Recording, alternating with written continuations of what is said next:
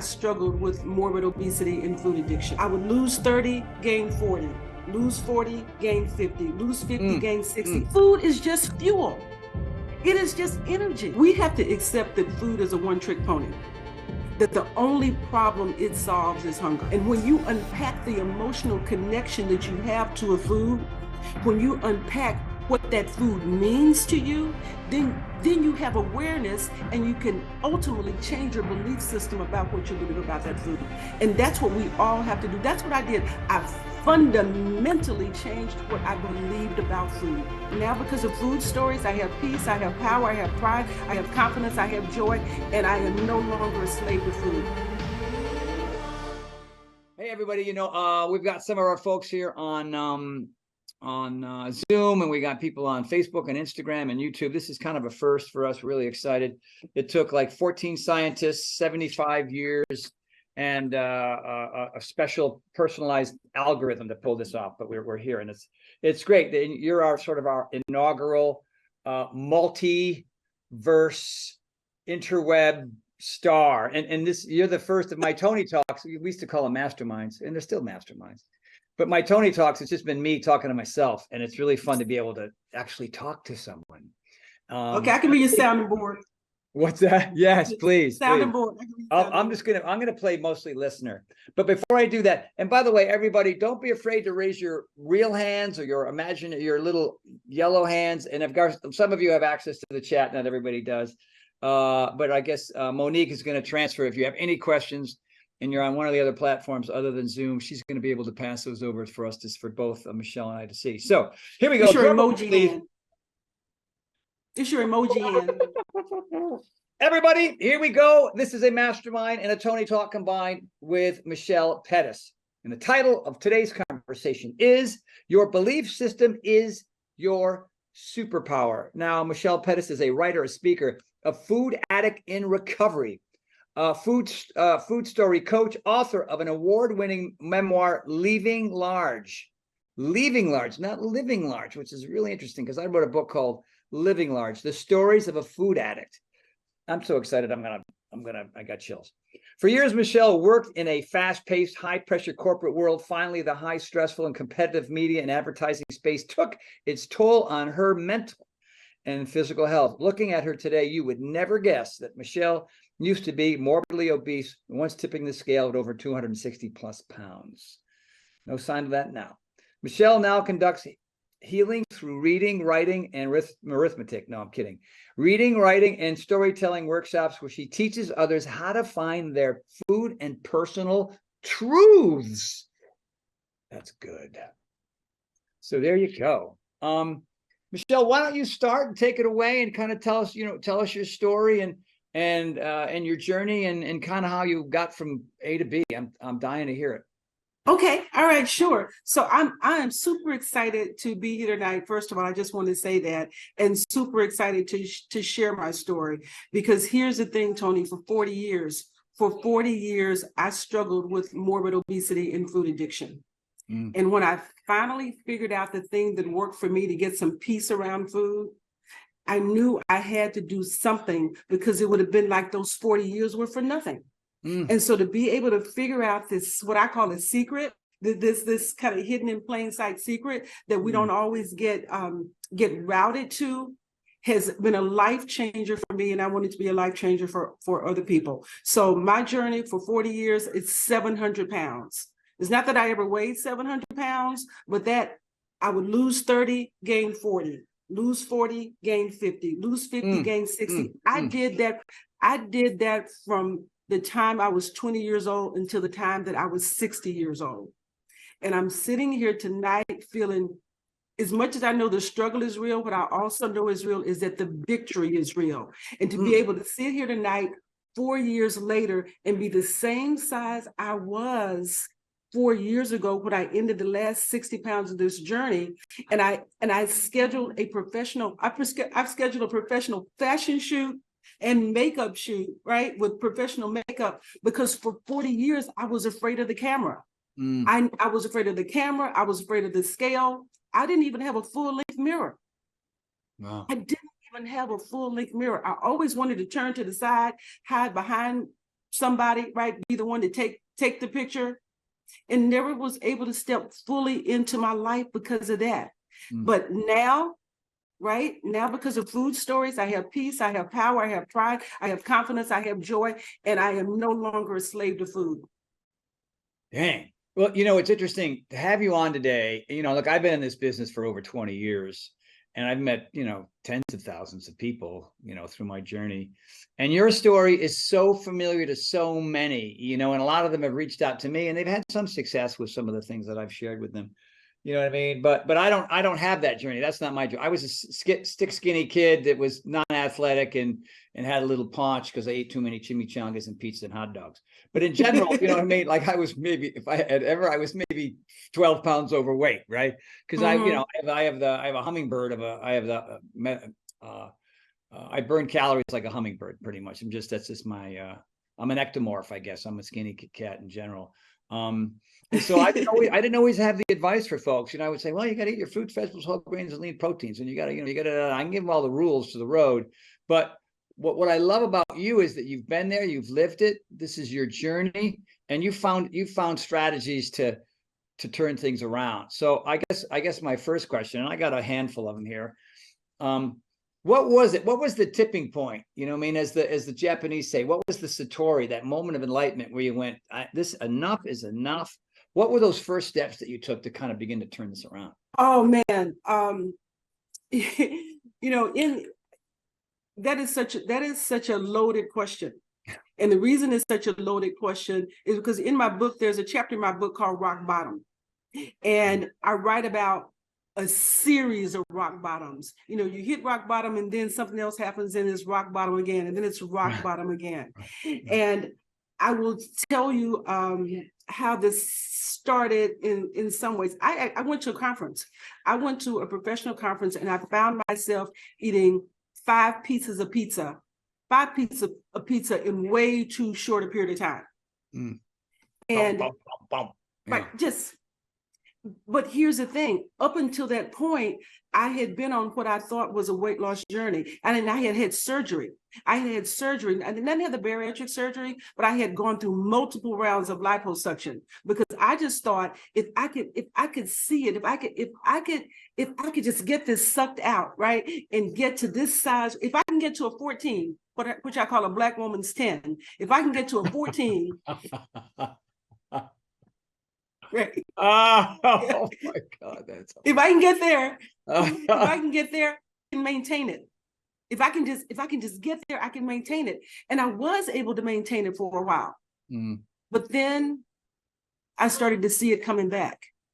And I was troubled by it, but I was denying it for a while because I couldn't understand it. But when I was in that conference and I had that pizza and I ate the pizza, I was like, something is wrong. And I left that conference. I went directly to my doctor's office and I was like, you have got to help me. And please understand this. This was not the first time I had ever been to a doctor or a bariatric doctor and gone through that process. I had done that many times and I had always gained the weight back. But this time I knew it had to be different. And the reality is I prayed. And I said, God, help me understand what I'm missing, because I'm missing something.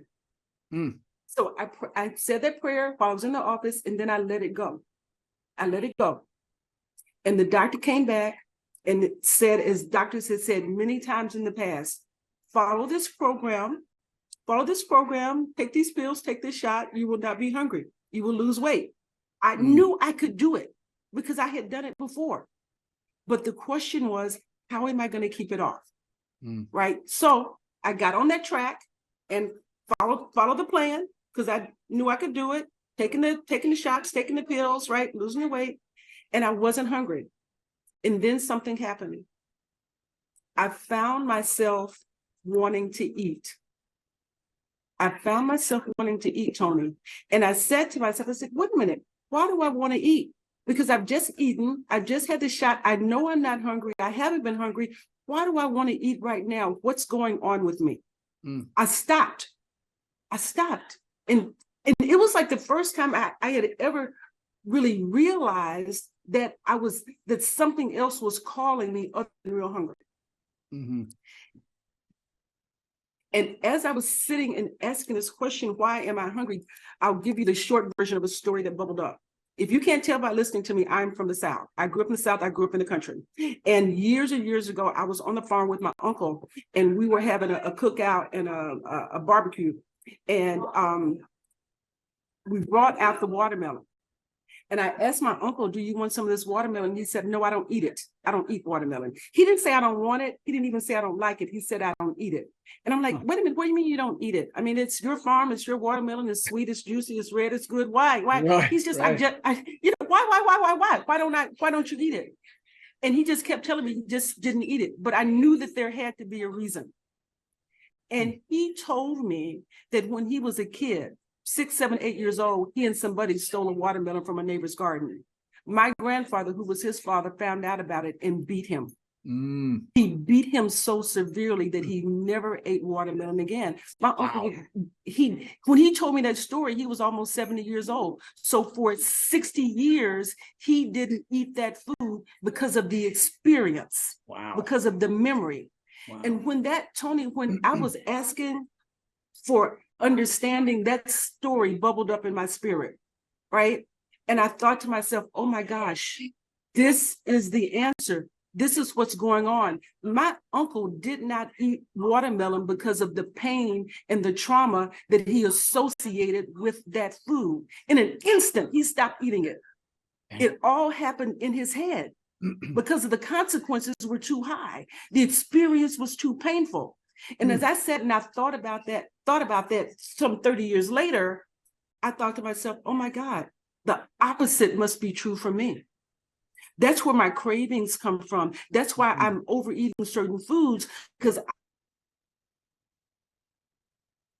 I am attaching such extremely pleasurable memories to certain foods that I want to keep eating the food. I don't know. I'm like my uncle. I don't know how to separate the food from the feeling. And when that hit me, something else hit me. Something else hit me. I went to Google and I looked up the definition of food. I was 60 years old. I had never looked up the definition of food, and there was in Google: nutrition, nourishment, energy. That is all it is. Wow. And when I couple oh my God, what? That's amazing. That's amazing. And you asked me what happened. That's what happened. Those two things happened. When my uncle's story converged with the definition, I had instant clarity around why I ate what I ate and why we all eat the way that we do. Because there's confusion. You have a visitor. Would you close the door for me, Danielle? Thank you. I'm sorry. Tell her Merry Christmas. Yes, Merry Christmas. So when that memory around my uncle and that definition converged, I had instant clarity, and I'm like, oh my God, this is it. This is the secret. This is the truth. I have been confused all these years. I didn't even know. Food is just fuel. It is just energy. But we're in a society, not just we're in a society, I was, like so many of us, using food for everything other than fuel. Than those things, that simple definition. Yeah. That simple definition. So by having the definition, it all becomes real clear. When I'm eating something, is this nutritious or is it nourishing? Is it? Then why am I eating it? Right. Right? Am I eating it because I'm feeling some other kind of way? Do I want some other kind of pleasure? Then I can get my pleasure someplace else. Right. But we're in a world that tells us that food is entertainment, that it's an activity, right? In every decision that I made when I started to look at my life about what I was going to eat was based on appearance, taste, smell, and pleasure. Those things, appearance, taste, smell, and pleasure. None of those things have anything to do with nutrition and nourishment. Think about it. When we go out to eat, you get the menu. This isn't a menu, but it's a notebook. What do we say? Oh, what looks good, right? What looks good? What are your taste buds saying to you, right? Not what does my body need? Right. Not what does my body need. So we are conditioned to make decisions about what our body needs based on things that don't have anything to do with what our body needs. Wow. You know, what's amazing is I hear that, and I have lots of questions, and I'm sure my people too. And by the way, Monique, pop those up when they come up. There's two things that pop into my head when I hear your story: recognition and curiosity. You know what I mean? Like you recognized, we talked about this early, maybe before some people got on, but you recognized that there was a problem and you knew that it was a problem. So you were willing and curious enough, those two words mixed into one sentence, to be able to go search for the answer. And it's interesting. A lot of it was serendipity, like that conversation about the watermelon, you know what I mean? And it's like, I don't know, just for the heck of it, I think I'm going to Google food yeah, that's a powerful thing. You know what I mean? There's a lot of kismet there. There's a lot of coincidence there, but yeah, that's absolutely amazing. So let me ask you this. Once you combine that information that you didn't have prior, right? Because prior you were just kind of all over the place and you were eating for all the wrong reasons. That list of 5 things, I think, when you open the menu, like that was enough. That was powerful enough for you to begin to go, okay, cookie, lack of nutrition, whatever. Soda pop doesn't serve me at all. You know what I mean? This causes disease. This causes health and wellness. You still, like, for example, I'm going to skip around on one of my questions. Tony. Like, what if cravings? Here, I got one of my questions. What are cravings a good thing? Yes or no? Or yes. How do you deal with that? Okay. All right. So, all right. I thank you for asking me that question. That is actually one of my favorite questions. Oh, so I'm on the right track. I love it. Okay. So here's the first thing that we have to accept. We have to accept that food is a one-trick pony. That the only problem it solves is hunger. Right? If we accept that as the truth, the only problem it solves is hunger. So here's what I say: if you have a craving, if I have a craving, right? If I have a craving, and most of the times cravings are for those things that are salty, sweet, and fat. Salty, sweet, fatty, right? Yes. All those things that hit the pleasure centers, right? Yeah. That's what the cravings are for, those things. And those are the things that aren't nutritious. Those are the things that are high in calories and low in nutrients. That's stuff that we right. Totally. So here you go. If you are having a craving and you accept that the only problem that food solves is hunger, eat something nutritious. Get some broccoli, get a piece of fish, right? Get two servings of broccoli, and get full. Get full on something nourishing. Yeah. And then you will logically know that you are full because you've just eaten. You've just had. You're no longer hungry. You can't be hungry because you just ate the broccoli and you just ate the fish. And if you still have the craving, for the brownie, the chocolate chip cookie, the chips, the whatever it is, what you know is that food represents an emotional place that needs healing. That you have a belief around that food that it represents something, that food is bringing you something other than nutrition and nourishment because you're not hungry. That you've got to go to the memory that you attach to the brownie, to the cookie, to whatever the thing is. And that's where the healing comes in. That's where the prescriptive writing comes in. But here's the truth of it. Obesity, morbid obesity, food addiction, all of that's disease. And it is disease, whether people want to accept it or not, whether people want to say it or not. It is something that we need to be healed from. And one of the ways that we get healing is we've got to go to the thing, but the arts are healing. Writing is healing. Prescriptive writing is healing. And I'm not talking about a food log, although you need to know what you're eating. I'm not talking about journaling because that's just what happened. But when you get to the prescriptive writing, you're talking about the why of the why of the why. And when you unpack the emotional connection that you have to a food, when you unpack what that food means to you, then you have awareness and you can ultimately change your belief system about what you believe about that food. And that's what we all have to do. That's what I did. I fundamentally changed what I believed about food. Now, can you just brought it up. So, and that's actually one of my questions. Can you talk a little bit more about prescriptive writing? Like how did you learn about that? Is it something that you created or something that you learned from somewhere else? And for the average person who's like, oh my God, this journey is my journey. And I've never heard prescriptive writing about a way to sort of help me finally get past this weight loss and this weight gain. Like, can you get into that a little bit and tell me how that helps you and how it can help other people too? Yeah. So prescriptive writing is what I use to write my book, right? Leaving Large, the Stories of a Food Addict. And what I realized was the same stories, and the stories are our beliefs about food, the memories and the events that create our beliefs and thoughts about food. That's what a food story is. That what I just told you about my uncle, that's a food story. And we all have them, and they're all working. Some of them are conscious. Oh, you know what? I don't eat peanuts because I'm allergic to them. That's a food story. That's why I don't eat that food, but it's a very conscious thing, right?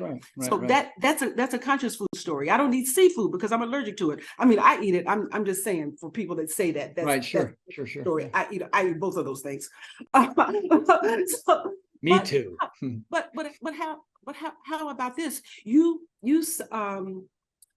decided you want to follow a program, a diet program, or some sort of weight loss program, and the program says, stop eating when you're full. Stop eating when you're full. And then you happen to go out with your friends to, I don't know, Cheesecake Factory or someplace where they serve these huge portions of food, right? It's 2,000 calories on one plate. That's all you eat in one day, but it's all in one plate. Right, one meal, but bang. If you grew up in a household like I grew up, where it's like, food costs money. We don't throw away food in this house. You need to clean your plate, right?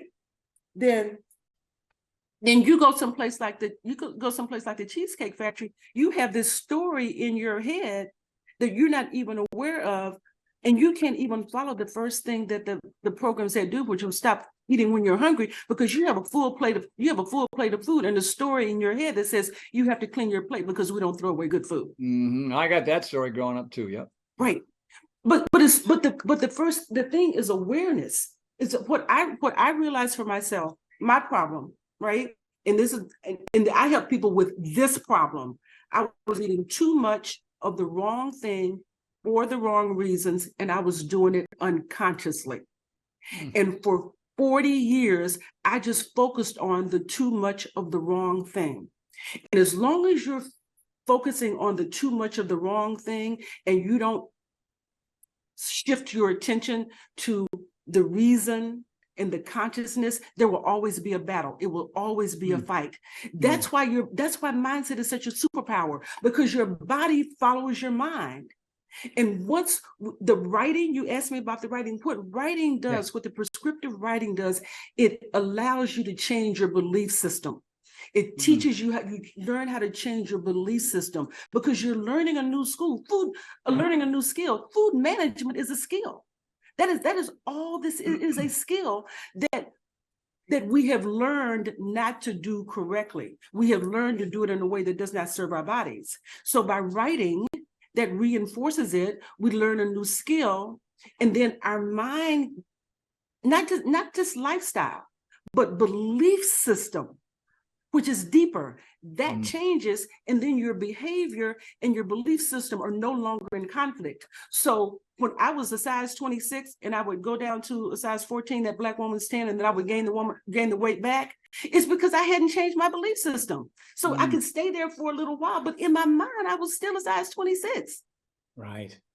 So what would you, in the prescriptive writing, what is it like, you can have to write the whole thing, but like, what would you actually write down? Like, what kind of, I'd love to know, like the vulnerability in that, and the honesty in that, and the listening, what's really happening. I'm dying to know, whatever, like, what would you write? So the way that the prescriptive writing comes, it comes when you start having some cravings around food, right? And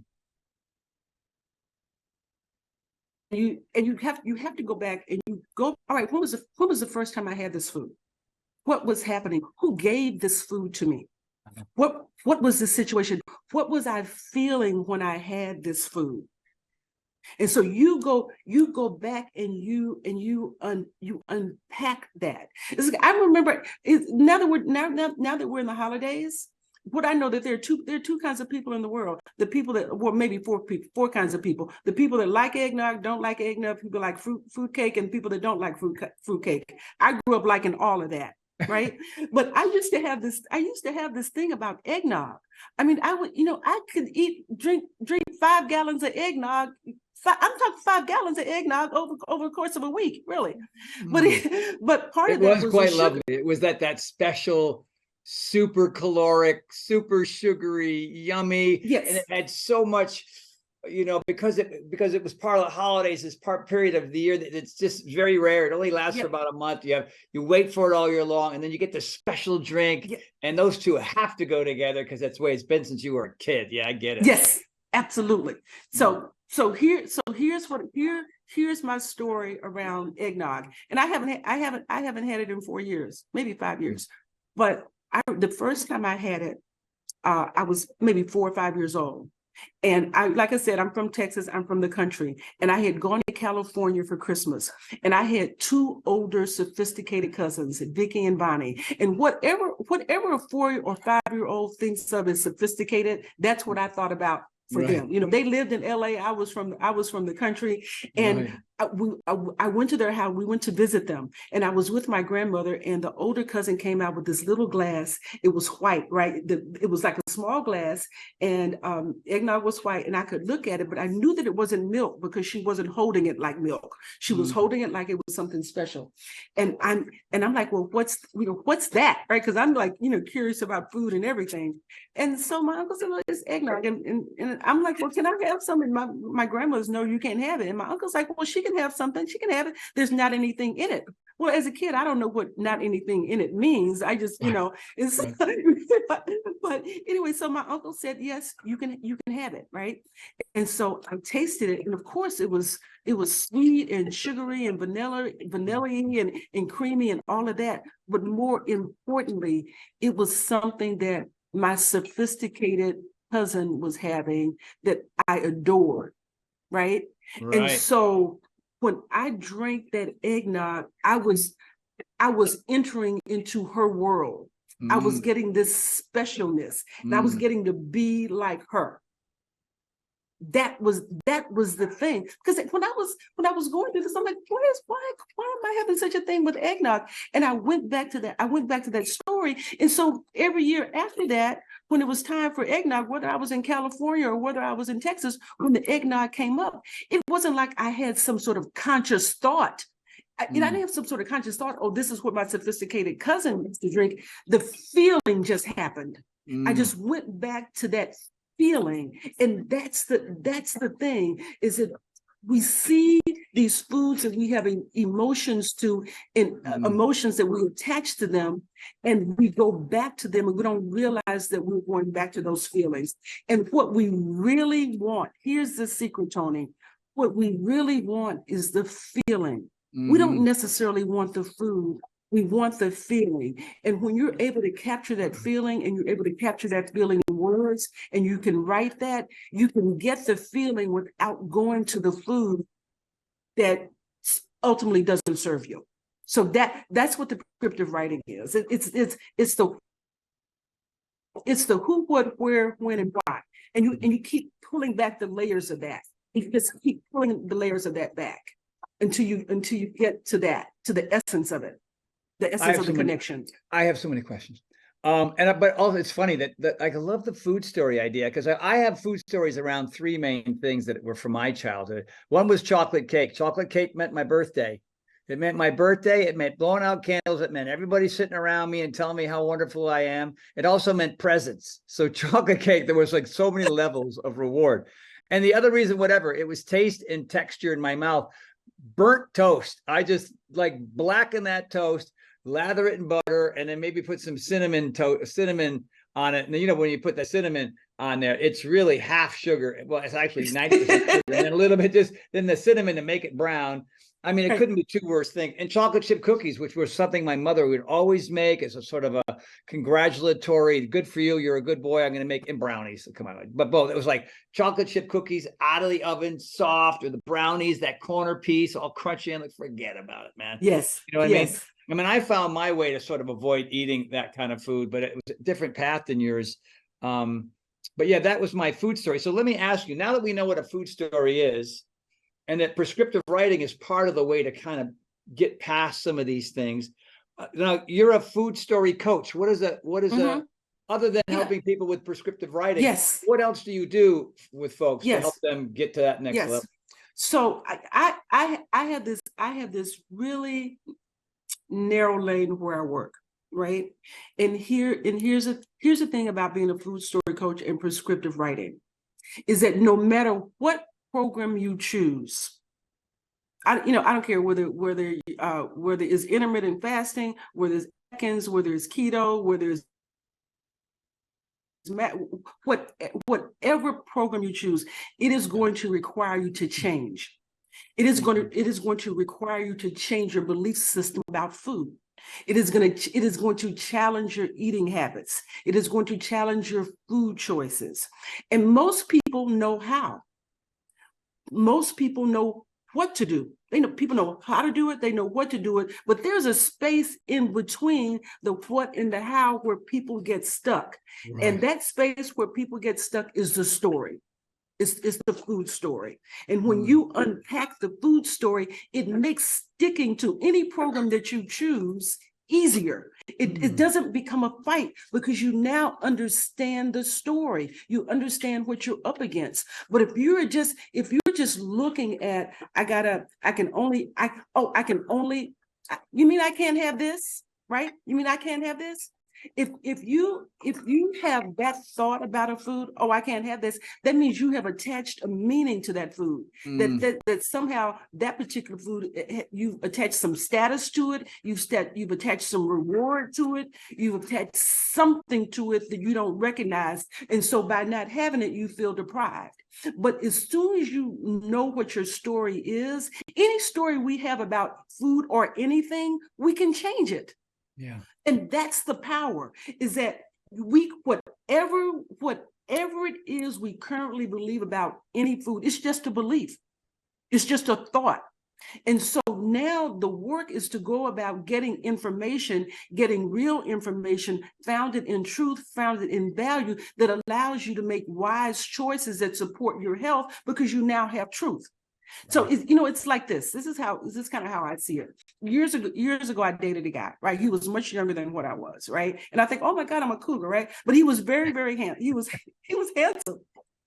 He was handsome. Hey man, he was handsome and he liked you. So that's right. Good. He was handsome and he liked me. Yes. I'm cool. Yeah, those were my two requirements. Right. And so I was all caught up in that, Tony. But then after I spent about 2 days with him, well, it was longer than that, but it was a short time. I started to see his character. I started to see his values. I started to see what kind of person that he was. And as that started to unfold and I started to understand who he really was, he became less handsome. Right. I got to the point where I didn't even want to be around him. I couldn't stand to look at him because I could see him for what he truly was. It's the same thing with food. It's the same thing with processed food, junk food, and fast food. Now, when we look at it, we think, "Oh my God, I used to eat pizza. We would go out for it. My mother used to make this. We used to have it. It was all good, blah blah blah." And so we have this memory of how we used to view it and what it means. But once you start unpacking it, and you see, "Oh my God, this has some additives in it. I don't even know what those are. I can't even pronounce that. If I eat this, sugar is addictive. It's more addictive than cocaine. It causes diabetes. Diabetes will cause blindness and for you to have your limbs cut off. Do I really want to eat that?" So if you start looking at these processed foods and foods that aren't good for you for what they really are, and you start looking beyond aroma, pleasure, and taste, and you start looking at that, what it really does to your body. Does it break down my organs? Does it support my organs? Does it cause brain fog? Does it make me fall asleep when I really need to be awake? If we start making decisions, okay, let's not even think about our body. Let's just think about the fact that food feeds our brain, right? And in this world that we're living in now, don't we need to be more proficient. We need to perform at a higher level. We need to be more productive. Food does all of that. It's not just about our body. And if we're in an environment where that's important, we want to be more efficient, then let's just eat to feed our brain. Let's just eat for that. Right. You know, it's funny listening to you talk. I can tell that your diet's clean, man, because your brain is so sharp. You're going 100 million miles an hour. Same thing with me. I understand the whole food, the whole brain fog thing and the fatigue thing and all the issues that happen to me when I make a wrong turn. But when I'm clean, like, you know, I mean, I'm a part-time vegan. I don't even know if that's a real thing, but I'm a plant-based athlete, right? That eats fish once in a while and has like some elk once in a while. You know what I mean? And what I love about what you're saying is the food nutritious? Look, I mean, you know, I'll have my vegan chocolate chip cookies once in a while. I think I got to hang out with you more. I probably should cut those out. You know what I mean? But, you know, I train 6 days a week and I eat really clean about 85%, 90% of the time. And I have my little cheat things, and I'll probably want to talk to you about that a little bit too. But and I keep going back to how you are so conscious of what's happening. Like you feel what you feel, you think what you think, and that you're so reflective about it. You know what I mean? Your level of recognition for what it is, and your level of curiosity and how to find strategies to mitigate these issues is awesome. I mean, not everybody can get there like you have, but if they spend 10 minutes with you, they're going to learn a lot. God, I hope you have a lot more access to more people, because what you're saying is common sense. It's doable, and it can change a lot of people's lives. Let me ask you this other question, because I did a little bit of research, and because I was, I guess, the creator of muscle confusion. Yes, which was a made-up term to describe variety in fitness. It's like, oh, let's call it muscle variety. That's boring. So, Arnold Schwarzenegger gives me a hard time because that's not a real thing, muscle confusion. I know, Arnold, we made it up. It just explains what it is. But you have a term called food confusion. So get into that. Yes. What is that? Yes. I'm so happy that you asked me about food confusion, because I just did a TED talk about that. I didn't asking all the right questions. I love it. I didn't call it food confusion. I called it clarity, but it's the same thing. Oh, okay. All right. So we're walking around confused about a couple of things, right? And I think that's kind of why we're in this state that we're in, and while the obesity rate continues to rise, because here and when I started off, I was confused. I mean, the reality is when I started on this journey 4 years ago, and when I wrote my book 2 years ago, I just wanted to wear cuter clothes. I mean, it wasn't about health advocacy or anything like that. Ain't nothing wrong with that. Ain't nothing wrong with that. Well, if your house is on fire, any window will do, right? So, yeah. But anyway, but I'm in a different place now. But the name of my book is Leaving Large: The Stories of a Food Addict. If I were writing the book now, the title might be the same, but I would have given it more pause. It would be Leaving Large, quite possibly, the stories of a processed food addict. Oh. And here's where I'm talking about confusion, is that food, real, whole, nutritious, nourishing food, we need to live. We need it to live. We have to have it to live. Real food. And I get in conversations with folk, and they're like, well, how can you be a food addict? Because you have to have food. You have to have food. It's not like, drugs or alcohol, something like that. We don't need ultra processed food to live. No. That's where the confusion is that when you're in the old days, I would get hungry, or what I thought was hungry, and so I'd go to the vending machine and get a bag of chips. I get a bag of chips and a soda, right? My body was asking me for nourishment and nutrition, right? My body was asking it for real food, but I was giving it fake food. And there's no amount of fake food that you can eat that will ever give your body the level of nutrition that it needs. And so I would eat that, but my body would still be asking me for more food. Right. And I would still be giving it the wrong thing because I was confused. I didn't know the difference between, just because you can eat it and you buy it at the grocery store doesn't mean it's food. Right. No, you're right. Right. So the confusion gave you clarity. So that's the first thing. All right, that's the first thing. It's just like the substance. There's confusion around the substances themselves. That's the first place there's confusion. The second place there's confusion is about what real hunger feels like.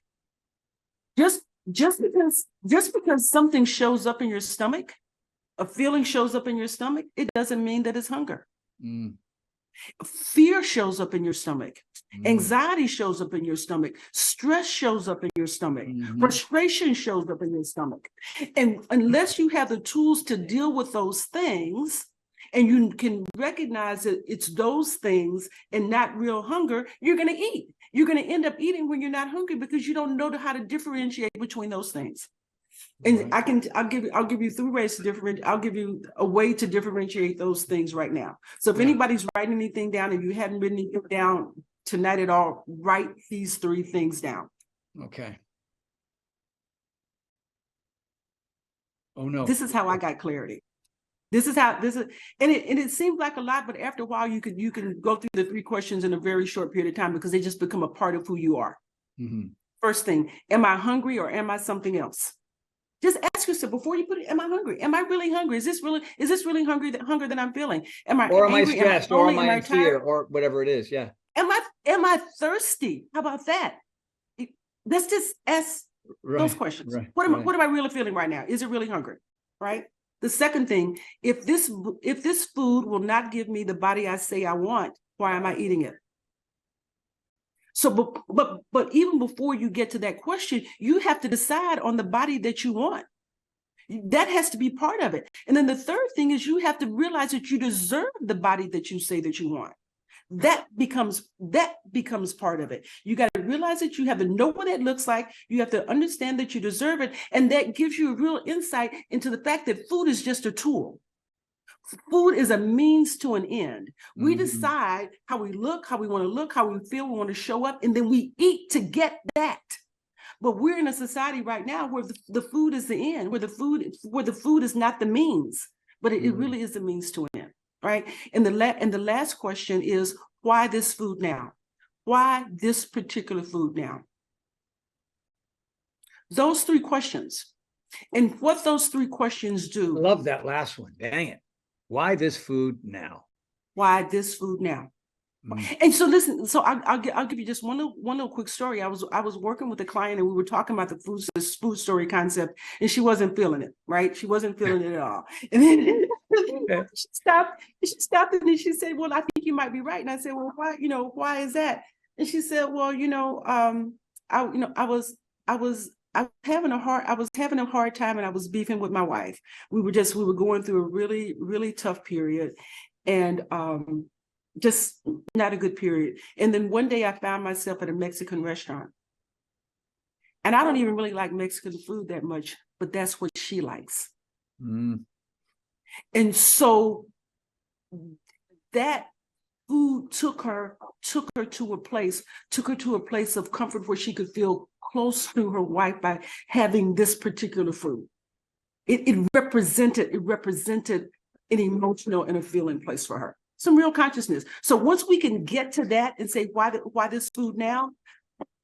What these questions do is they give us space. They give us space. They give us time to make choices that are rooted in nutrition and nourishment and not addiction. They stop the mindlessness. They give us a chance to breathe and pause and make a different decision. They give us a chance to breathe and pause and think about the picture.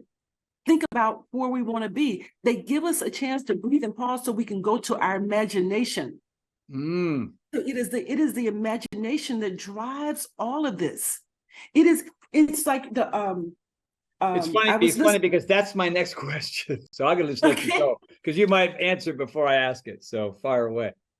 Okay, so here's the thing: is that all of this.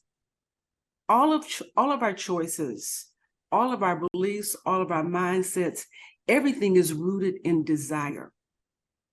It is desire. And once you create the thing that you desire, and that is more important, more vivid, more vibrant, more compelling than the food, then that will be the thing that drives your choice. Just think about this, Tony. When when people get married, not when people, when women get married. When women are getting married and they find the wedding dress. I do a long version of this story, but I'm going to do a short version for tonight. They find the dress, right? They find the dress, and the dress is perfect, right? Everything else is set. The church is set, the field is set, the courthouse is set, the honeymoon is set, the car, the caterer, all that is set. The invitations are guest list, all that. But now the dress is still outstanding. And then she finds a dress. She finds a perfect dress, and when the dress is on sale, deep discount, right? Tries it on, but here's the thing. Either the dress is too small or she's too big. But she knows that that's the dress. She knows that if I wear this dress on my day, a year from now, 6 months from now, people are going to be ooh and ah, and it's going to be wonderful. Oh, look at her. She looks so fabulous in that dress. Oh my gosh. But she's a beautiful bride, right? And so she makes a decision to get the dress. Because in that moment, every decision about what she eats is about that day. Yes, it's about that day. It's about that vision.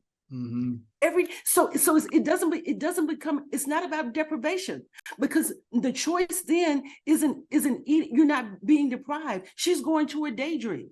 So we all have to have a daydream. We all have to have a story that is so important, so beautiful to us, that it's easy for us to make a choice that is our health, because we're choosing that thing. And most people don't know how to get there. That's what writing does. That's what imagination does, to be able to create that story of this thing that you want. And sometimes it is hidden so deep that you don't even know what it is, because you've denied it for so long. You've been numb to it for so long. You've been fighting it for so long. You felt like you haven't deserved it for so long.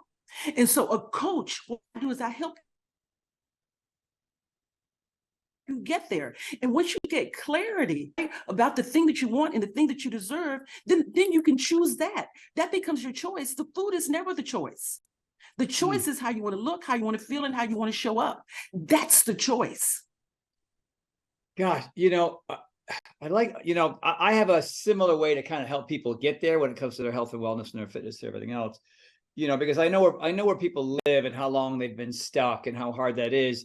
And so, just using the word imagination, like the question I had basically, is why imagination is more powerful than self-discipline, willpower, and self-control, because everybody thinks that those three things are going to get them there. But the story about the wedding dress is perfect, because that day is so critical. Like you say, whether it's 6 months, a year and a half out, they're going to do everything right, because that's the most important day, and everybody's going to be there. There's going to be a bunch of pictures taken. We're going to open up those photo albums. We're going to look at those pictures. And so the discipline and the self-control just comes sort of naturally based on the desire about this thing that has such importance. So if you're not a bride, you know what I mean, and you're 45 and already married and you got 3 kids and you're 70 pounds overweight and you're living on Cheetos and Dr. Pepper, what is that carrot at the end of that stick that has so much value for you that you're willing to just go, the hell with all that. I know what I'm doing. None of it has any nutrition. I can feel my lifestyle diminishing by the day based on the present behavior I'm in. Like for me, I'm a skier, right? And so I train all year long. Skiing is only about a 2.5, 3 months process, right? Where I get out there, but I train because I want to get out on that mountain. I leave Thursday for Jackson Hole, Wyoming, right? And that's important to me. I train with everybody's younger than me, and I want to compete with them throughout the week, that kind of thing. I want to be able to be physically strong and flexible and improve my balance and all these other things. So how do I fuel myself? How do I train so that I can do the things that I love? These are things that I love. The bride, it has so much love and enthusiasm for this day that she's unstoppable.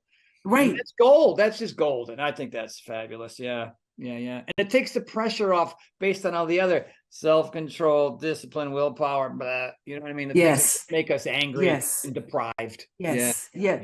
So here's I will share this one story with you. Well, I may share a few more, but this one comes to mind right now.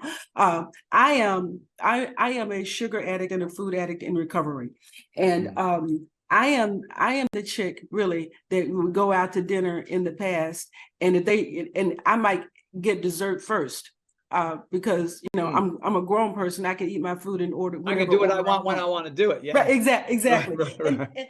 And that's emotional eating right there. That's the emotion in that, right? I've got, this is how I exercise my power. But now here's the thing.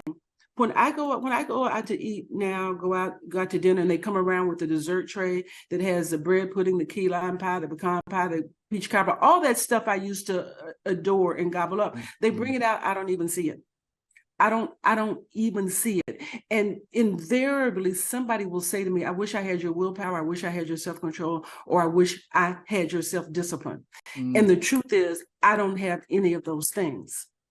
What I have is no desire.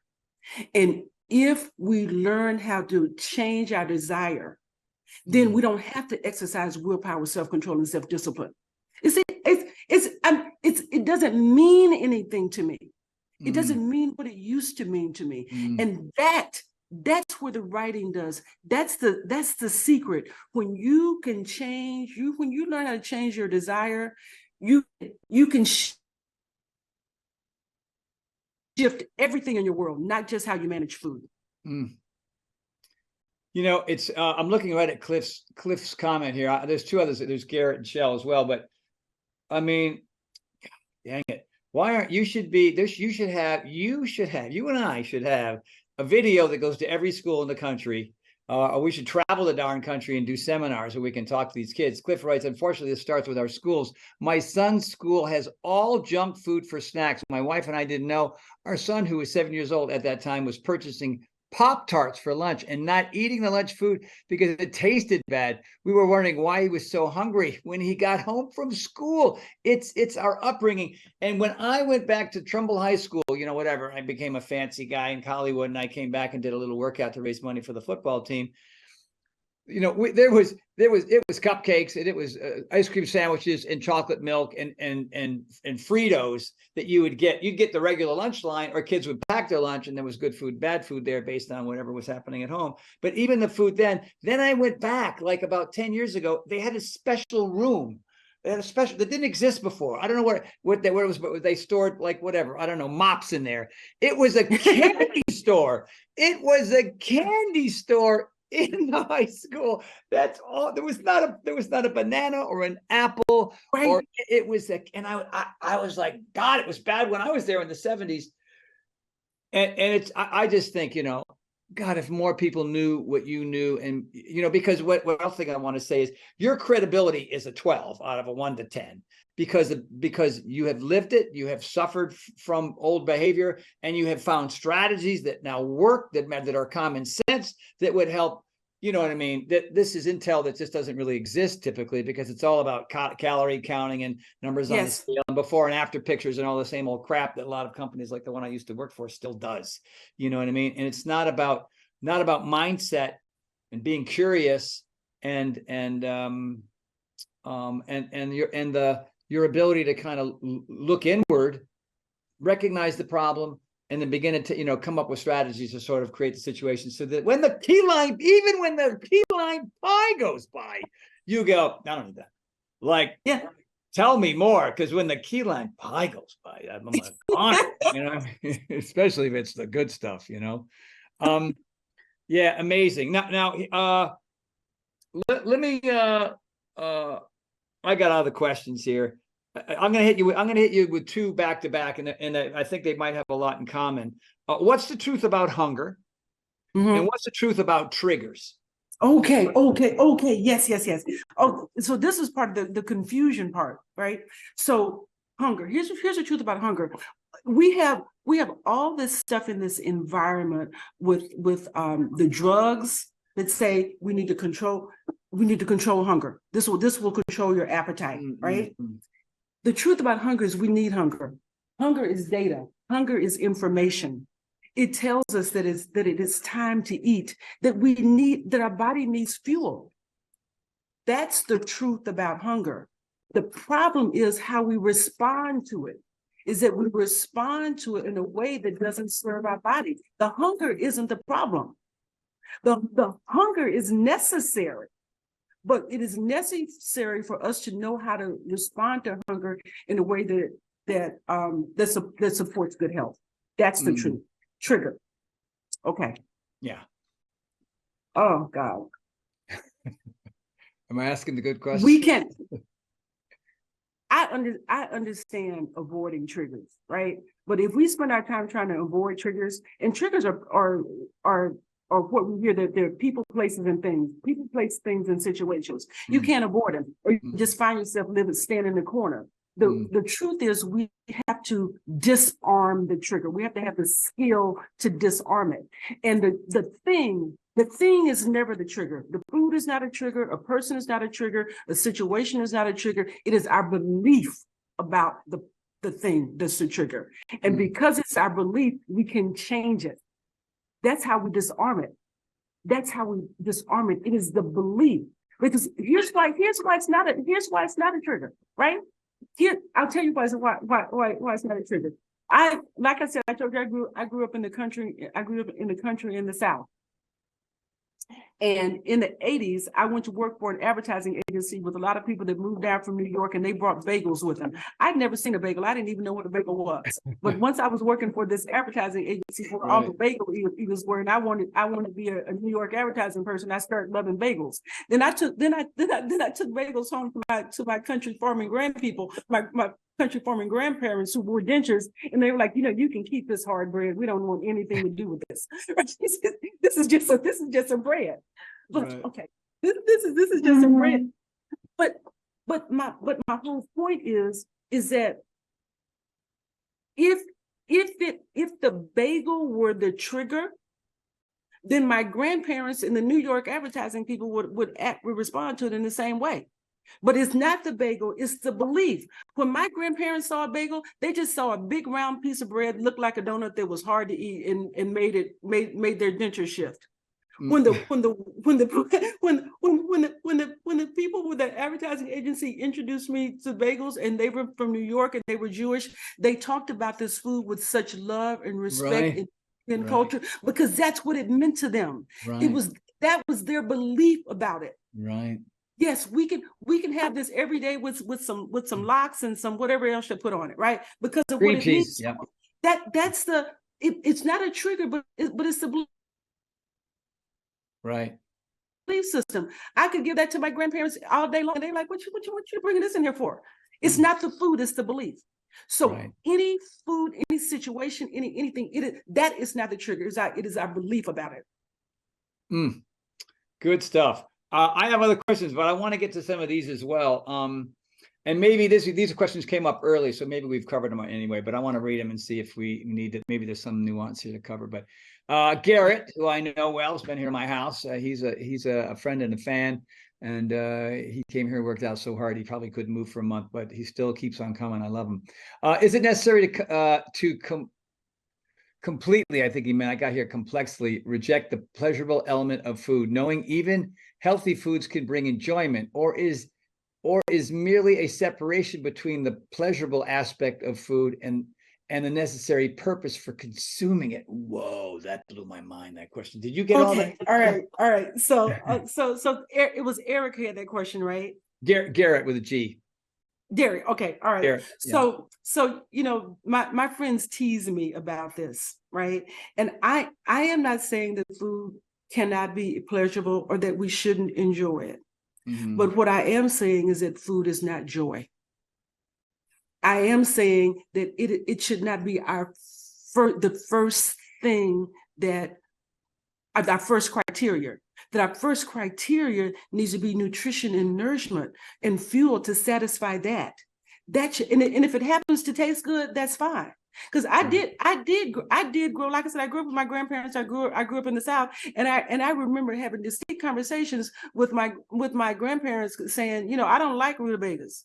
They don't taste good. And my grandmother saying, eat them anyway, they are good for you. Right. Oh, okay. Right. Oh, okay. And how did that message go over as a kid? It probably didn't. You didn't have the intel that you have now. Well, I was obedient. I was obedient. And now I love rutabagas. Now I love rutabagas. But there's some truth in that. We're kind of in this place where we feel like that we're not supposed to feel discomfort.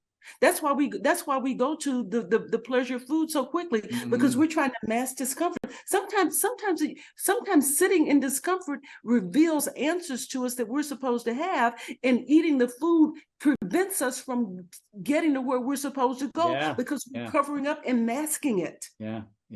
Certain foods that bring all that pleasure you're anesthetizing the feelings temporarily, and then you make that mistake over and over and over again. It's interesting. That's a great question. And go ahead. I would just go back to this question again and say that there's some other confusion about food. We have this belief that the only way to enjoy food is to eat it. We have at least 5 other senses in ways that we can enjoy food. Some food is just really beautiful to look at. I have seen some beautiful wedding cakes that I would never eat because they're just so pretty, right? There are some people that I have heard say, "Oh my God, I love the smell of coffee, but I don't like the taste of it." Just because we see it and it hits some of our senses, it doesn't mean that we have to eat it. We can look at it and enjoy it. We can smell it. The aroma. We can just enjoy the smell of the cookies. We don't have to eat them. We can enjoy the sound and the sizzle of the bacon and the sizzle of the fajitas. We don't have to eat it. Right. Especially if we're not hungry. Right. And here's the other thing too, is a lot of people don't realize there's a lot of very healthy, very nutritious food that tastes amazing. Like if my friend Brian, like whatever, I'll have some vegan cookies around. I go, no, dude, I'm a mixed nuts and berries guy. That's all I need. They're single ingredients foods.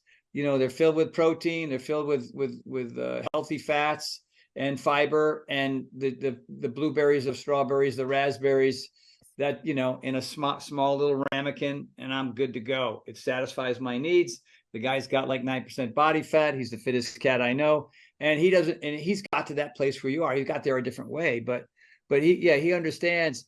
And for him, he's so madly in love with being as fit as he is. He loves his physique. He loves what his body's able to do, and that supersedes everything over the fact of having these other foods that just don't serve him that to give because I, like today, I made a very nutritious drink. I had pecans and frozen little bits of frozen banana and blueberries and ice and some flaxseed milk and some healthy protein powder. And he's a intermittent faster, and he goes, it's 11 o'clock. I don't eat till noon. Doesn't serve me. Yes. You know what I mean? It's like, damn, that's just impressive. You can get there. It's amazing. Let me read another question. Shell, so happy to be here to listen to your story, Michelle. Boom. Thank you for being vulnerable enough to share it with us. You're gonna make me cry, Shell. I am also in eggnog recovery. Yes, my family is always about the I'm gonna read that line again slowly. My family is always about the pleasure of food. It is definitely difficult to change that kind of thing. And it's just really great get to know you, and your story is amazing. All the people that are here on Facebook, Instagram, YouTube, also on the Zoom call, where can they find you? Tell us more where they can get the book. Yes. What's your Instagram, your Twitter, your social media, everything? How can people find you? So the easiest way to find me, you can email me. I will do that. I answer all emails. It's Michelle at michellepettis.com.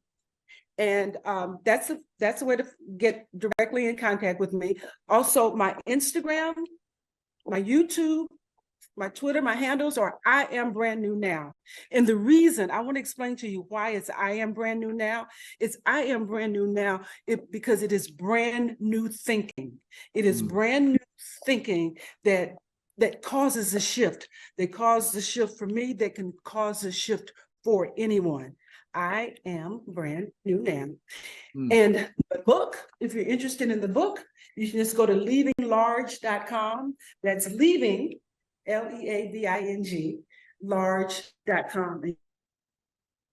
Yes, and make sure you say leavinglarge.com. Because if you type in living livinglarge.com. You'll end up buying my book again. You already probably have a copy. And you know, you reach out to me, I'll sign it. I'll sign it. I'll sign it and send it back Fabulous, to you. fabulous.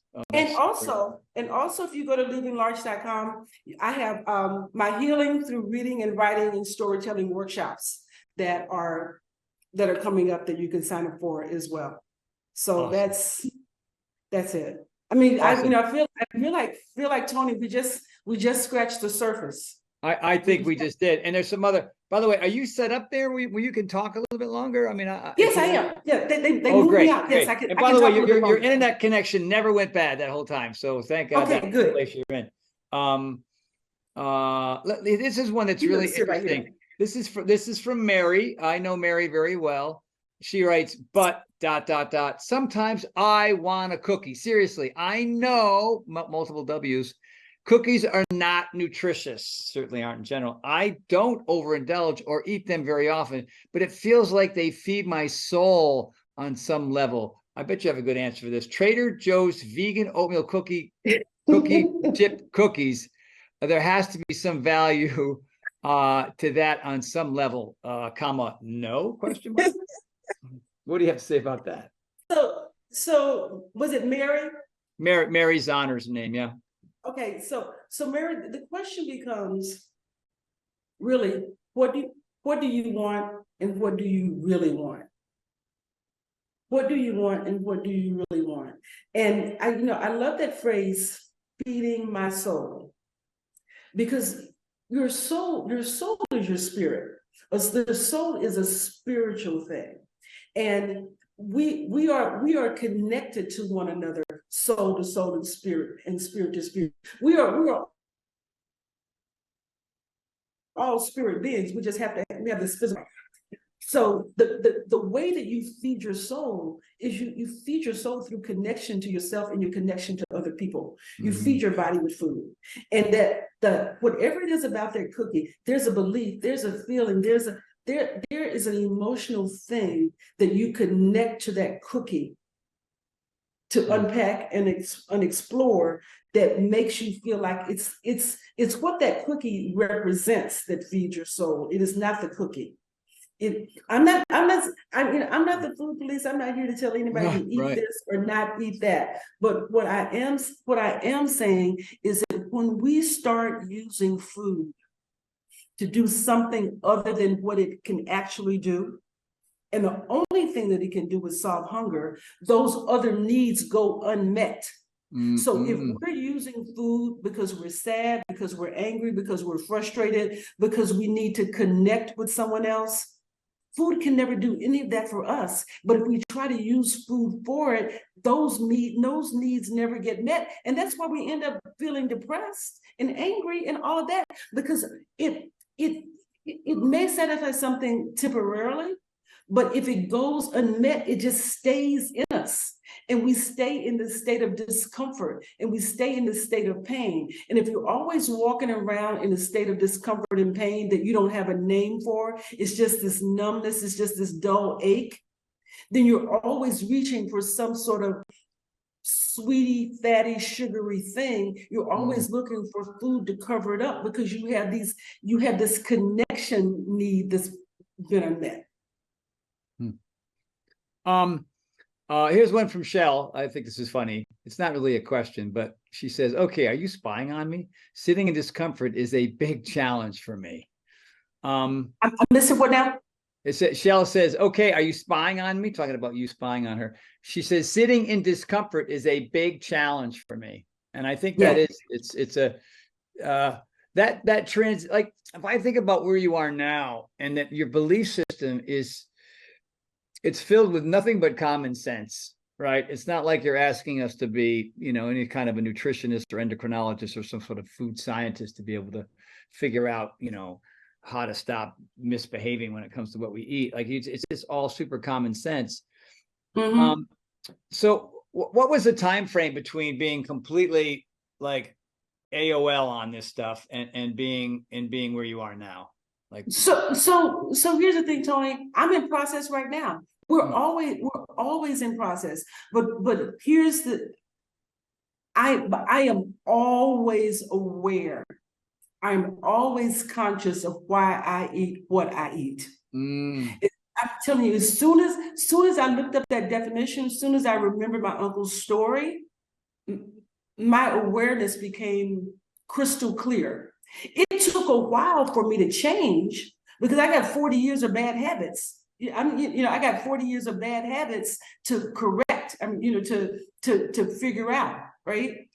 But it became so much easier when I had the questions. It became so much easier because I was no longer fighting. Because it became easier because I knew I wasn't dealing with this invisible thing.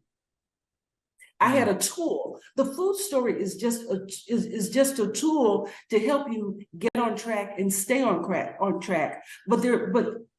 I use it every day. Those 3 questions, I use it every day. I'll give you one quick example. I have hundreds of them, but I'll give you one quick example. A while back, I was on vacation with my sweetie, and we were upstairs in the bedroom, and we had a discussion about something. And he said something that was just wrong. It was just not, and it upset me, right? And so I left the room, I left the bedroom because he was being wrong and crazy. And I went downstairs, and on the table downstairs was a bowl of nuts. And as I walked down the stairs from having this crazy conversation with him, I reached my hand out and I picked up a handful of nuts. And I started walking out the door, and I had the handful of nuts in my hand. In the old days, I would have just eaten those nuts, just eating them mindlessly. But because I had the 3 questions, why am I eating these nuts? Am I hungry? Because at the top of the stairs, when we were in that bedroom, I wasn't hungry. I wasn't thinking about food. Right. Seconds earlier, but something emotional triggered your desire to, right. Absolutely. And so I'm looking at the nuts. I'm like, oh, it was that crazy conversation. And so I was able to put the nuts down because I had the tool to stop it, and I had the tool to understand that conversation really upset me more than I was giving it credit for. And so that's how our needs go unmet when we just eat mindlessly. And just understand this, back to this discomfort. If you're in a situation, and I think that, and I quite frankly believe one of the issues, because look at me, I'm a Black woman. I'm a 65-year-old Black woman. 4 out of 5 African-American women are either overweight or obese. 4 out of 5. That breaks my heart. That breaks my heart for who I used to be and who's still struggling with this. But I think part of the problem is what you just talked about, was this discomfort. And if you're dealing with microaggressions, macroaggressions, discomfort, stuff that's disrupting your day all day long, from the time that you get up to the time that you go to bed, things that you don't have control of, things that are just coming to you in the atmosphere, then it's just easy. Because you're in the discomfort that you don't even have a name for. It's not hunger, but you don't even say, well, if I eat this brownie, I'm going to feel better. Yes, that's what happens. You just say, I just think I want a brownie. Oh, here, give me some of those chips. Let me have some of those, right? It just comes, but it comes because you're living in this environment that keeps you in a place of discomfort all the time, and you don't have the tools to disarm it. You don't have the tools to even recognize oftentimes that you're in discomfort. That's the thing. So I had a job in radio advertising sales in media, which I loved for 40 years. I loved this job. This job was tailor-made for me. It was a highly stressful job, but I didn't know it because I couldn't reconcile the fact that a job that I loved that could be stressful. I worked on 100% commission back in the 80s. 100% back in the 80s. People used to say to me, "Oh my God, your job must be so stressful." And I'm like, "Oh my God, no, my job isn't stressful. I didn't recognize it. I didn't know it. How could it not be stressful? I'm in my car all day long, going to gas stations in traffic, and not knowing if people are going to buy from me or not. I have a quota. I have bills to pay. I don't know if I have all the pages of my presentation. Am I going to be late? Right? Right. Am I gonna close this sale? And it never occurred to me that it was stress, because every time I went to a gas station, and there's nothing good to eat, good for this to eat in the gas station. Every time I went to a gas station to fill up my car, and I did it more often than the regular person, because I was on the road driving more often. I'm at the gas station every time I go fill my car. I'm buying a couple of bags of chips. I'm buying some donuts. I'm buying all of that, and I never felt the stress of it because I was self-medicating. Let me tell me if I'm wrong about what my observation a little bit about you. Let's say assume that most people know the difference between nutritious food and food that is not, right? Typically processed food, fat, sugar, salt, and chemicals, fried food, processed food, fast food. Everybody knows the difference between that and whole foods. And so let's say, for example, when you make a choice that it's a healthy, nutritious food, and you know the difference between one and the other, you're not really so much, maybe, hopefully I'm saying this right. You're not in that moment learning so much about yourself, but you are doing the right thing for your longevity and quality of life, and avoiding the various kinds of disease.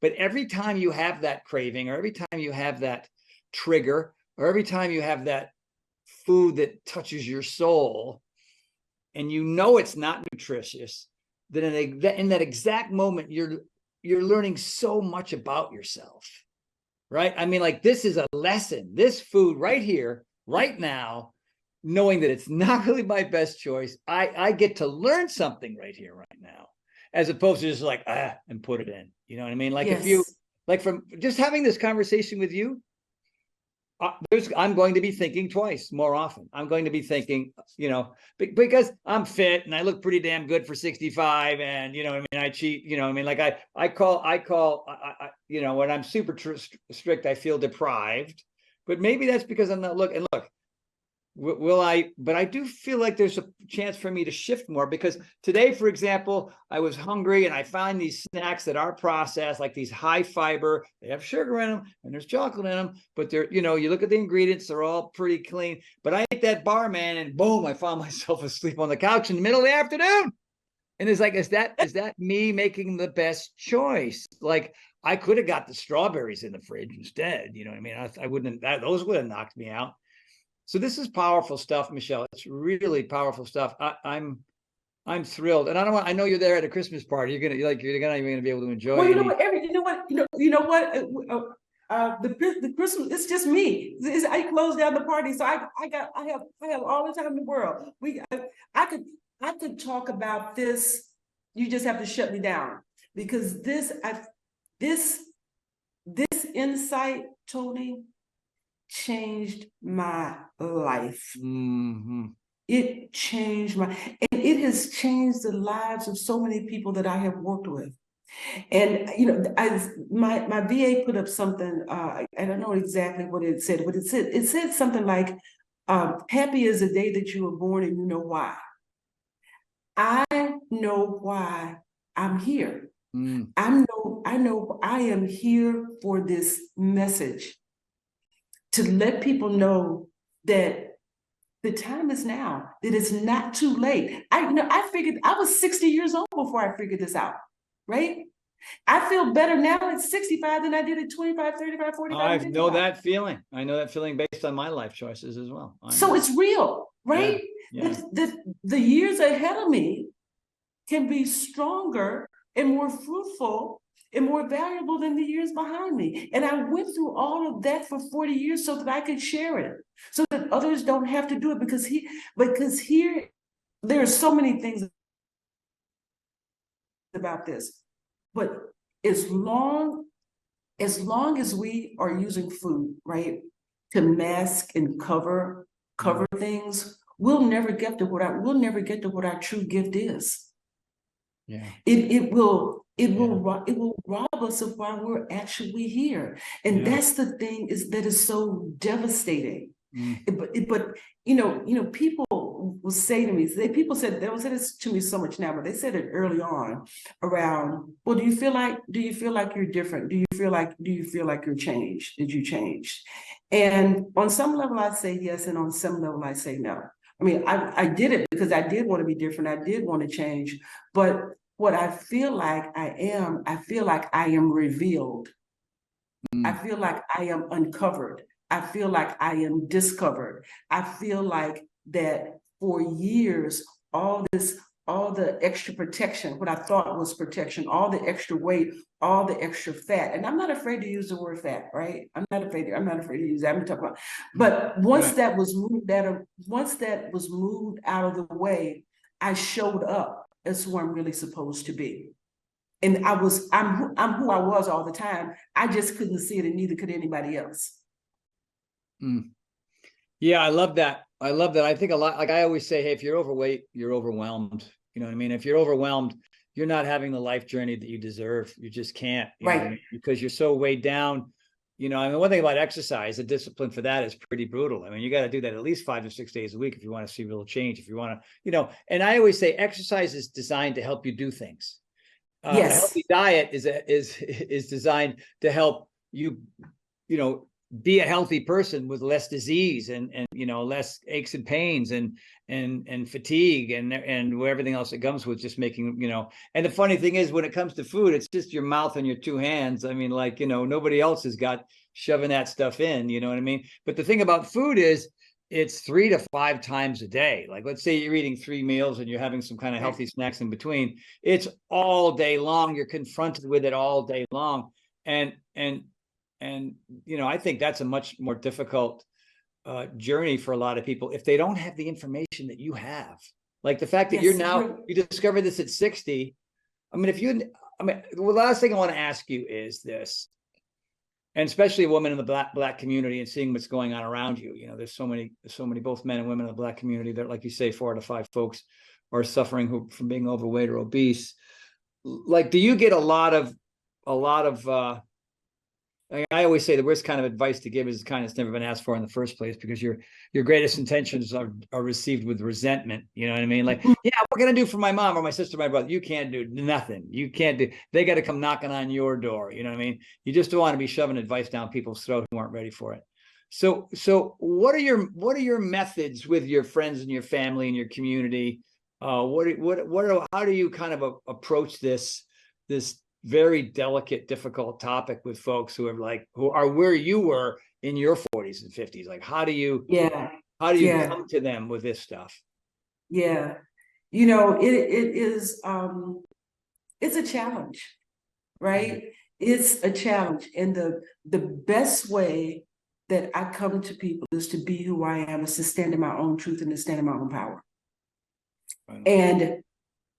And that is always a journey. That is because here part of this is that we have this language around food that is much deeper than the food. It's not about the food, it's about the story behind the food. And in many, in some cultures, if you're invited over for dinner and you eat all of the food, they're insulted because they think you just came for the food.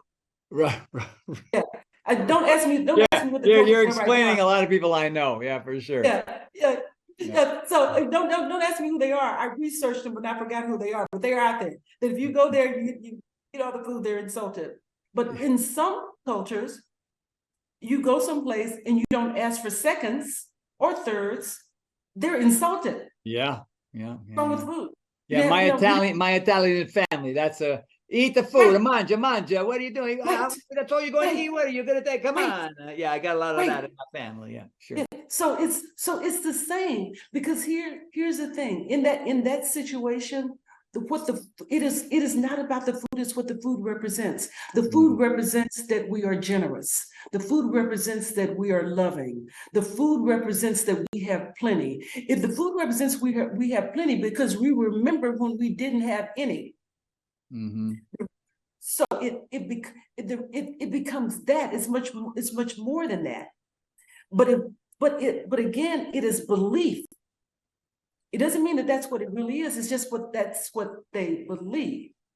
And so after a while, as long as you are clear, I'm clear, and I bring people along with me.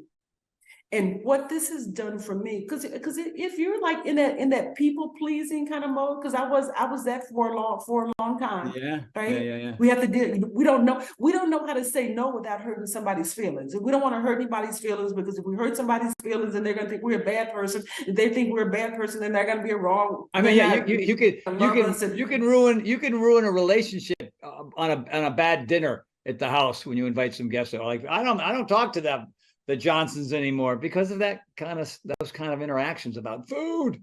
Yeah. Right. So I'll give you a little secret. I'll give you a little secret how to handle food with family, right? And especially if it's food that you don't want to eat, right? Oh, it's like, oh baby, come on over. I made your favorite. I made banana pudding for you, right? And so, but in that, it is not about the banana pudding, right? If your grandmother, your aunt, or somebody calls and says, why don't you come on over? I made this for you. It's not about that. They don't care if you eat that. What they want is to see you, but they don't have the words to say, sweetie, I haven't seen you in a long time. Why don't you just come over and visit? I'd love to just lay hands on you, love to hug you, love to, that's what it means. Mm-hmm. And so instead of actually being able to use those words, we use the food. And if you don't understand that, you miss it, right? You miss it. And you can just say, oh, you know what, Annie, I'm not really hungry, but I would love to spend some time with you. I'll come on over and hang out with you. That is all they want. Mm-hmm. And if you're in a place where you don't want to hurt their feelings, take it. Take the banana pudding. That doesn't mean you have to eat it. You have to eat it right then and there. Yeah. Take it home. Oh, thank you. Yeah, take it with you. Right. Yeah. Oh, you know what? This looks beautiful. I can't eat it right now because I can't eat it right now because I'm full. I just ate, but here, let me take a couple of helpings home with me. I know it would be wonderful because you are a fabulous cook. I always love it when you cook for me. Just lots of compliments. Love them all up, and you can take that and you can throw it away. Right. They don't have to know, and it's not, you know what I mean? They don't ever have to know. You're looking out for the relationship. You're looking out for yourself based on what you want from yourself. All right, I'm going to ask, this is me asking my last question for the 10th time. And I don't have kids, so I haven't run into this, but I'm sure there's a lot of people who are listening to you and saying, you know what, this is amazing. And I have to begin to really look at this. Does food have value? Does it feed me? Does it have that nutritional value as opposed to the stuff that I just eat without even, being mindless? And let's say there's an adults with kids that want to start to make that shift, but their kids have been loving the burgers and the hot dogs and the chimichangas and the Charleston shoes and the Dr. Peppers and the Mountain Dew, and that's what they've had in their house. And I got now preteens and tweens, and you're going to tell me, Mom, like, what do you do about that chaos in the house that happens when Mom and or Dad want to start like, hey, kids. Yes. Yeah. This is what I've learned. This is going to help us in the long run. This is going to help us now. This is going to help your grades in school. This is going to help you not get stressed out about your appearance all the time, because I know what it's like when you've got the hormones are flying and everybody's opinions in school are like more important than anything else on earth. I don't know what to tell people. It's a tough one. So yeah. So you used the word earlier in the conversation, and you use the word overwhelm. It is overwhelming because we live in a toxic food environment that tells us that food can do that which it cannot do. Mm. And if as a parent, and I don't have children, right? So I'm going to put that out there. But as a parent, what you have to once you get a deep understanding of this is a decision that is going to save my child's life, you come at it from a different angle. Mm-hmm. And at some point, kids get it. You know, if you explain it, you give them the information. And you can have a family meeting, I think, and educate yourselves and educate them at the same time. We did it with tobacco. Right. Right? Right. We did it with tobacco. It is the same thing, but it does, you don't do it all at one time. It's just like getting on this journey. You start with one thing. Right. You start with one thing and get consciousness around it. You get some success with that one thing. You find some value with that one thing. You get happy with that one thing, then you move on to the next thing. It is like building a muscle. Not Right. like building, it is building a muscle. Mm-hmm.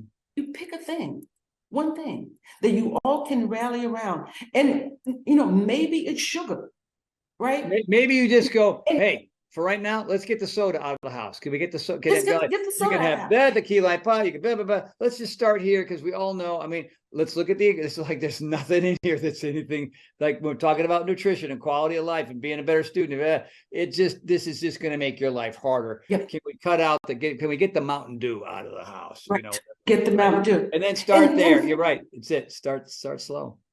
And so see here's what the focus is.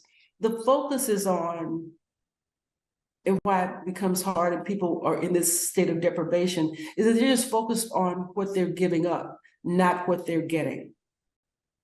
Right. And if we take the long view, I mean, because like kids, right? You send your kids, I mean, do kids really want to go to school? Don't you make them go to school until they start to like school? Yeah. Right? Yeah. It's the same thing. Kids just want to play. No, why don't I have to go to school? But so we have to have a long view about that, because this thing, once we get, and I came upon this morning while I was walking this morning, because when I first started walking, I didn't like walking. I didn't like walking at all. I was mad because I had lost my car. I had lost all my money. I had lost everything and I had to walk, right? And so I was mad, but little did I know that losing everything got me in touch with myself. But it is once you gain mastery of something, that's when the fun starts. It's just like when you're first learning how to do something, it's not really that fun because everybody else is doing it right and you're kind of bumbling along. Spinning your wheels, trying to figure it out. Yeah. Right, and you look like an idiot and all that. But once you get mastery, then you start having fun. It's like that's how I feel now, right? Yeah, I had that epiphany and I had that understanding right away, but I still had to work through it. And then once you start loving your body, once you start getting connected to yourself, once you start learning how to write your story, once you start enjoying the process of becoming and understanding who you really are, you just want more of it because you're getting mastery over it. At the beginning, it's hard. It's a struggle. It's confusing. And you're like, do I really want to do it? But we have to have some really understanding that in order for there to be clarity, there's got to be confusion first. And if you're in a state of confusion, that means a breakthrough is on its way. So we can be happy for that. We can know that this is growth happening. That we're in a space of growth. Yeah. And that there's gonna be some good stuff on the other side if I'm willing to sit in this discomfort and work through this discomfort. When I get on the other side of it, I got some greatness waiting for me. It's understanding that the struggle is real and the struggle is okay, and then you're going to fall down, and that, if you like, my only thing is we spend too much time judging this journey of ours, and we understand that real growth and transformation comes from that. It's just part of the process. It's like nobody goes from first grade to grad school. You know what I mean? Like, yeah, we make kids go to school. They got to do it for 9 months out of the year, 5 days a week. And then finally they got to go do it again in second and third and fourth. And we want these quick fixes that just aren't real for most people. And I love what you said about, about kids. Yeah. A lot of them don't want to go to school. There's a lot of there's bullies at school, and there's there's these teachers that suck. There's these other kids that don't they're making fun of you. I mean, it's not an easy thing, but they go because they understand that in the long run, it's going to be beneficial. And the other thing too is that kind of popped into my head when you were talking about how to get kids to make these changes. You are the adult in the house. You are the one running the show. You are the one paying the bills. You are the one who's like, you don't have to be, it's my way or the highway kind of parent. I mean, if everything you're doing is based in love, and it's pretty clear to the kids that it's based in love and patience and understanding, you know what I mean? And your willingness as a parent to say, hey man, I don't want to be, I'm not a drill sergeant. I'm not here to be a tough guy. I'm here because I love and support you. You're my child. And I just don't want to see you suffer as badly as I did when I was going through this kind of hell. So, you know what I mean? It's like you said, it's not an easy journey. It's not going to happen overnight, but it's a lot of it's about your intentions, and how you want to deal with helping your kids live a higher quality life without all the trials and tribulations that come from just making crappy food choices day in and day out. You know what I mean? It's a big deal. And it will happen. Anything? It will. Go ahead. It's like it will happen, and it can happen, but we have to give ourselves some grace, but we also have to be intentional about it. We have to do this on purpose. It is just to have some awareness. Right. That the fast food, snack food industry, the junk food industry does not care about our health. Mm-mm. Just have some clarity around that it is up to us. It is up to us to question everything. To question everything about what we put in our bodies. Yeah. We don't accept toxic air. We don't accept toxic water. Right. But we eat toxic food all day long. That doesn't even make sense. Ugh. Yeah, you're right. That doesn't. Yeah. But we have messages from trusted messengers, from people that we believe, or we think we should believe, because we see it. We just accept it without going deeper. Yeah, it's interesting. There's a couple of phrases that pop in my head. One is, ask for what you need. And you know whether you're getting what you need or not. You can just take a second and check in. Do I feel healthy? Do I have energy? Am I flexible? Am I lacking fatigue? Is there joy, happiness, and laughter in my life? Am I hanging around the right kind of people? Like, I could ask you those questions and you'd go, yes, no, yes, right? And you probably need all of those things if you want a higher quality of life. And the problem is that people, they're not paying attention to what's going on. They're like the frog in the frying pan. You know what I mean? They're slowly cooking themselves alive in this toxic environment, whether it's just, the people or the food or the behavior that's happening around them. And then a lot of people are just chasing their losses. You know what I mean? It's like they keep making the same mistakes over and over again, expecting a different result. Thank you, Albert Einstein. You know what I mean? But they just that's what they know. And they keep reaching for the cookies. They keep reaching for the bacon. They keep reaching for this garbage food because that's all they know. I mean, and I just hope that the conversation that you and I are having tonight, lights, we get some lights above people's heads and get some change going. Because people deserve, and my followers, a lot of people that have been following me for a long time, I have to live by example. I can't be one of these, guys that, lives under the radar and, that I'm sort of I'm not who I say I am.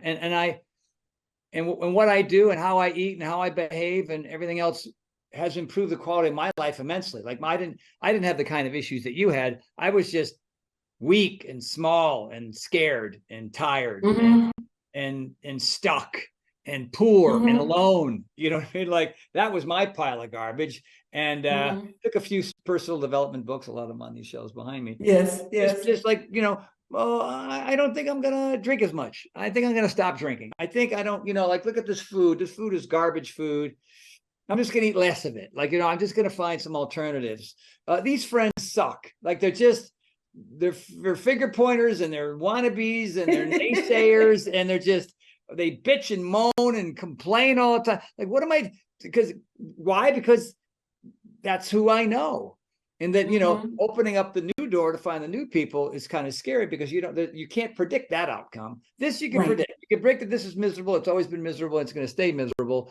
But that I know, so I'm going to stick with that. But then, tick, tick, tick, birth, school, work, death. You know what I mean? Like it's like this. It's a very short ride. And you and I at 65 know that. But the cool thing is you have found your way. You know, my stuff started kicking in my mid-40s. Like, oh, okay, you know, whatever. I was reading books and going to seminars and finding new friends and changing my life, exercising more, eating less garbage, and cutting out the booze and stuff.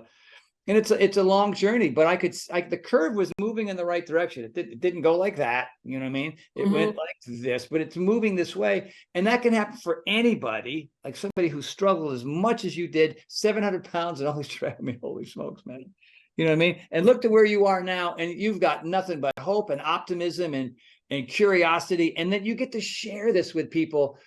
And it's powerful, powerful stuff. I can't wait. I'm so thrilled that we're on all these different platforms tonight, that we're on Facebook and Instagram and everything. So we get this out to a lot of folks, and there's been so much value. It's just a pleasure chatting with you. I can't wait to meet you in person. We're gonna like hug for an hour. I can feel it.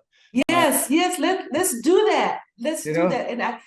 And I do just want to tell you how much I do appreciate this conversation, and because you didn't know me from Adam. Right. So well, I did my research. I did my research. You know what I mean? Like anybody, I do podcasts. I'll do a podcast. I go sit down with some total stranger, and they're like, wow. You know, I mean, they know more about me than I know sometimes. So, you know, I knew a lot, but I know a whole lot more. And I got a real sense of you too. The level of authenticity and vulnerability that you bring to this message. It's not like you're just shoving the stuff down our throat, either my way or the highway. There's none of that vibe with you, which makes it, I think, more palatable for me and probably everybody who's looking in, you know, because, you know, to be a mentor or a teacher or a coach, you know, one size doesn't fit all, but, you know, I just love the way you tell this story. There's so much passion behind it. It's a beautiful, beautiful thing.